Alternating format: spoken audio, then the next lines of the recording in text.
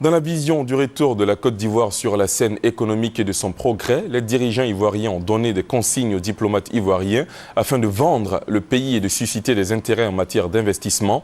Dans cette mouvance, le chef de l'État ivoirien Alassane Ouattara a lui-même pris son bâton de pèlerin, multipliant les initiatives et voyages à travers le monde en vue de repositionner le pays sur l'échiquier mondial plutôt. Quels sont les enjeux de l'intensification de cette coopération monde-Côte d'Ivoire? Alexis Ouedraogo nous trace les grandes lignes. Le gouvernement ivoirien mène depuis plusieurs mois une offensive, on peut le dire, corsée à l'endroit des partenaires extérieurs. Une action qui s'inscrit dans la perspective de la relance économique du pays. Plusieurs membres du gouvernement effectuent des missions dans des pays d'Amérique, d'Asie et d'Europe où des contacts sont établis. En réponse à ces tournées stratégiques, des délégations d'hommes d'affaires se succèdent en Côte d'Ivoire pour prospecter le terrain et voir de visu les opportunités d'investissement.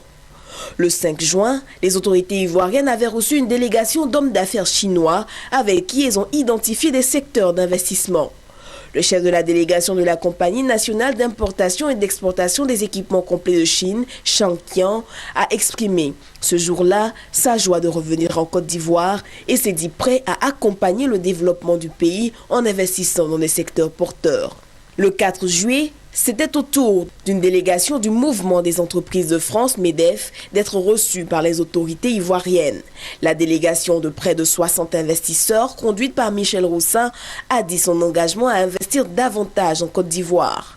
Et des opérateurs économiques italiens, japonais, coréens, canadiens et israéliens se sont eux aussi récemment succédés dans le pays où ils ont échangé de façon fructueuse avec les dirigeants.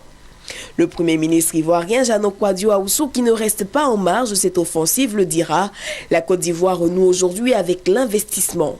Nous voulons faire de ce pays le premier de l'Afrique de l'Ouest. Nous devons donc prendre des dispositions pour renforcer notre performance. Le chef de l'État ivoirien Alassane Ouattara, lui aussi, a pris son bâton de pèlerin, multipliant les initiatives et voyages à travers le monde. Objectif, donner un nouveau souffle socio-économique à son pays. Selon des experts, ces voyages intercontinentaux du président ivoirien ont une visée stratégique sur le plan économique, conformément à son ambition de faire de la Côte d'Ivoire un pays émergent à l'horizon 2020.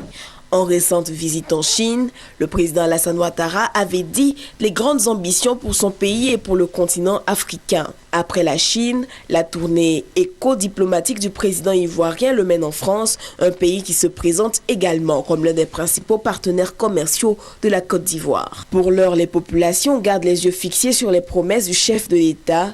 Elles attendent, elles, les retombées de ces différentes missions.